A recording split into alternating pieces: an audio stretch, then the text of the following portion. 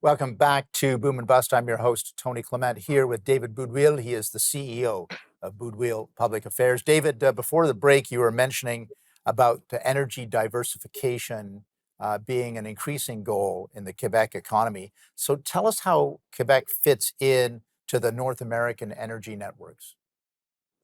Well, Quebec has been pretty well integrated in the North American energy network, especially for oil and gas. I would say hydro a little bit less because Quebec is not a net importer, but more a net exporter of it. So Quebec is already pretty well integrated. Like a lot of people here don't know that, but Quebec uses as much energy in oil and gas than in hydro year in and year out, and it's been the same for a while. So I would say Quebec is pretty well integrated.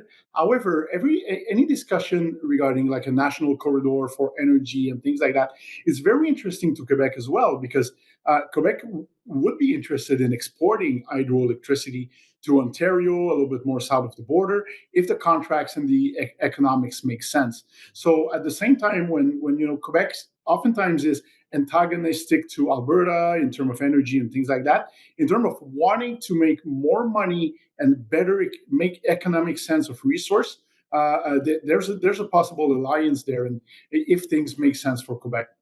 Okay, interesting to know. Tell us a little bit about the orientation and the changing orientation of the Quebec government. Obviously, it's a Coalition Avenir Québec right now. Yes. So how is that changing? And then part two of the question is, what happens if there's a Parti Québécois government after next election? The crystal ball questions, those I like the most. I'd say your question is really on time because there was a new poll that came out just this morning in Quebec where the provincial Liberals and the separatist Parti Québécois are pretty much neck and neck at 30%. And the governing power, the CAQ and François Legault, they're now around 17 or 18%, which in term, seat projection and things like that, they would be, I don't even know if they would be an officially recognized party. Understanding the election is supposed to be only in October 2026. But it's interesting that we seem to go back in Quebec to the whole situation between the Reds, which are the Liberals, and the Blues, the classic Blues, which are the Parti Québécois and the Separatists.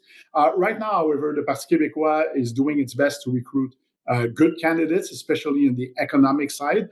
There's a lot of resumes and people knocking on the door because they feel that the party has a chance for next year. And at the same time, also in terms of energy, the Parti Québécois has always been, very nationalistic, understood that resources could bring the money to help the province and to help, build the case for maybe Quebec to be a country. So I would say energy-wise, if I want to use the segue to our earlier discussion, the Parti Québécois is has been as much pro-energy as the other in Quebec.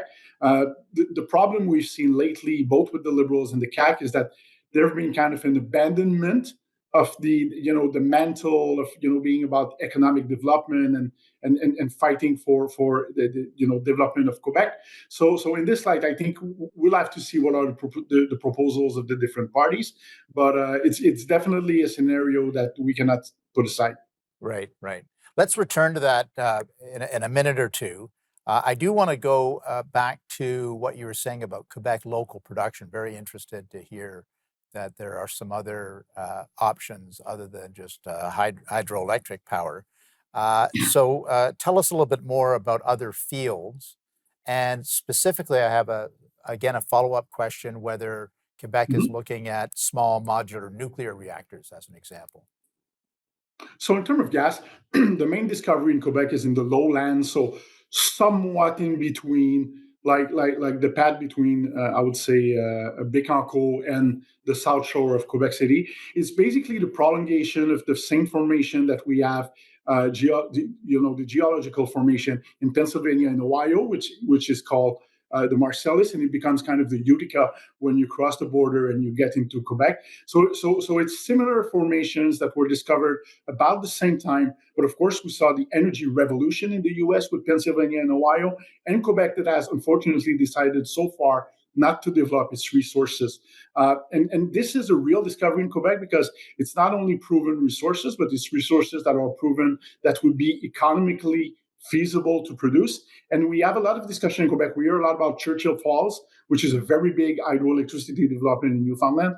The discovery in Quebec could be the equivalent of Churchill Falls for 50 to 100 years in terms of the current energy needs and natural gas needs in Quebec. Right. So it's pretty significant, but of course it's needs to start small with some kind of pilot project to make a proof of concept and then be able to go into additional production.